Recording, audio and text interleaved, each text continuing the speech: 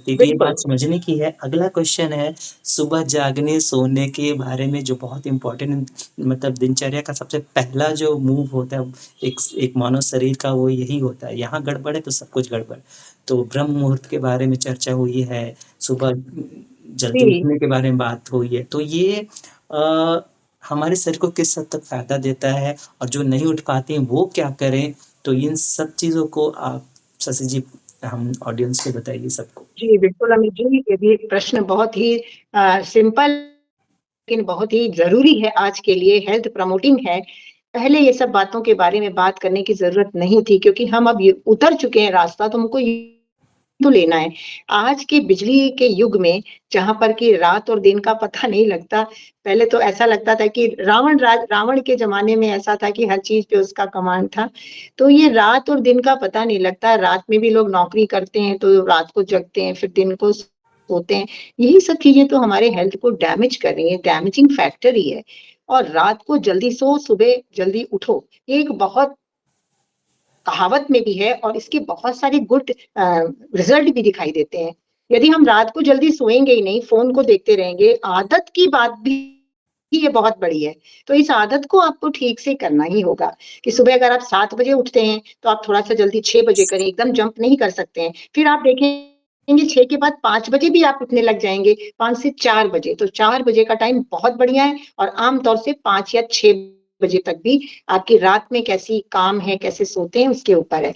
तो ये it's depend on your sleep आपकी रात की सोने की आदत कैसी है और रात के सोने की आदत आपके पूरे दिन भर की दिनचर्या पर निर्भर करती है कि आपने दिन किन बातों में, किन कार्यों में, कैसा खाना-पीना खाने में अपना व्यतीत किया है, उसके ऊपर आपकी रात है और आपकी रात के ऊपर आपका सवेरा है।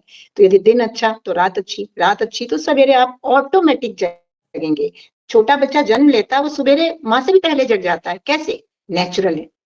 जब हम नेचुरल से डीनेचर्ड के हो जाते हैं, फिर हमको सवेरे उठने में दिक्कत आती है और सवेरे अगर आप उठते हैं तो बहुत न्यूनेस रहती है। जितना जल्दी सवेरे उठेंगे, वातावरण में भी काफ़ी अच्छा आपने भी फ़ील किया होगा।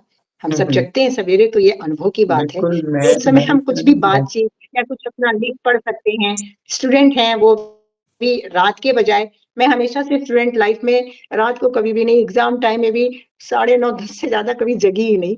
सबको ताज्जुब लगता था कोई चाय पी-पी के उन दिनों जगते थे। हम आराम से बिंदास सोते थे और सवेरे वही 3-4 बजे उठ के पढ़ लिख के एग्ज़ाम देके क्लियर कर लेते थे। तो ये एक आदत की भी बात होती है और फिर आदतों को हम खराब भी करते हैं, फिर से हमको यू टर्न लेके सुधारना होता है।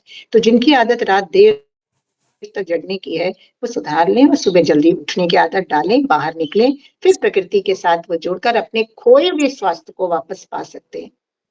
तो ये फ़ॉर्मूला हो जाएगा कि जल्दी सो, जल्दी उठो। Early to bed and early to rise का कहावत बिल्कुल सही है। हेल्थ प्रमोटिंग जी, तो ये तो बहुत अच्छी बात है ये और इसमें आई थिंक सब लोग अगर करते हैं तो उनका पूरा दिन आगे का जो शेड्यूल है, वो बहुत ही अच्छे से चलेगा क्योंकि जब शुरू सु मौ कहते हैं ना कि मैनेज हो पहला जाता है। हाँ, बहुत अच्छे से। पहला स्टेप ही अगर थोड़ा-सा सही नहीं है तो फिर हुँ। पूरे आगे के सारे स्टेप्स खराब होते जाते हैं। सुबह उठने से अगर ये हैबिट आ जाएगी तो बॉडी का एक-एक चीज़ नेचर के बायोलॉजिकल जो क्लॉक है उसके साथ मैच हो जाएगी और हर चीज़ हमारे साथ एक स्मूथली आगे फॉरवर्ड होगी।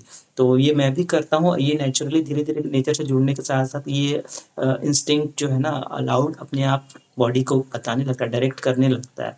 तो आई थिंक ये आप लोग सभी अपनाएँगे इस बात को और जी। अगला सवाल है मेडिटेशन के ऊपर, ध्यान के ऊपर।